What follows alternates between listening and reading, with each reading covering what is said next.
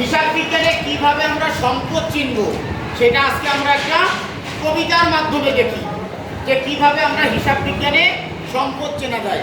র মিলে আমার সম্পদ লাগে, এরপর আর্থিক বিবরণীতে আমার সম্পদ লাগবে, 3 নম্বর অধ্যায় দুতরফা দাখিলা পদ্ধতি, এইখানে আমার সম্পদ লাগবে। তার মানে আমার সম্পদ হিসাব বিজ্ঞানে লাগবে। সেই সম্পদটা আমরা কিভাবে চিনব আসো একটা কবিতার মাধ্যমে আমরা আজকে দেখি।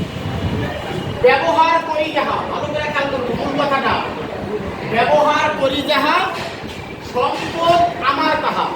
আমি যা ব্যবহার করবো, এই জায়গায় আমি কে? ব্যবসা প্রতিষ্ঠানের মালিক, ঠিক আছে। আর একটা জিনিস মনে রাখবা, আমি সমান আমার সমান প্রতিষ্ঠান। 3টা কথা, আমি সমান কি? আমার সমান প্রতিষ্ঠান। তাহলে এখানে সম্পদ আমার তাহা, আমার তাহা মানে কি? প্রতিষ্ঠানের। আমার কোনো কিছু থাকলে অন্যের কাছে, ভালো করে খেয়াল করো, থাকলে অন্যের কাছে উহা আমার সম্পদ। আমার কাছে আমার কোনো জিনিস যদি অন্যের কাছে মানে তৃতীয় পক্ষের নিকট থাকে, আমি পাবো, ওইটাই আমার কি? সম্পদ। নয় তাহা মিশে মজুদ আর পাবো দ্বারে, মজুদ মানে জমা করে রাখা। আমি প্রতিষ্ঠানে যেটা জমা করে রাখছি বছর শেষে ওইটা থেকে যাবে ব্যবসায়ী প্রতিষ্ঠানে।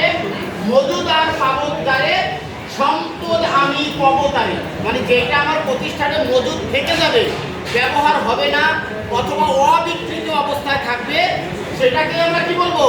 সম্পদ। আশা করি এই কবিতার মাধ্যমে আমরা কি সম্পদ চিনতে পারবো না? ঠিক আছে, অসংখ্য ধন্যবাদ তোমাকে।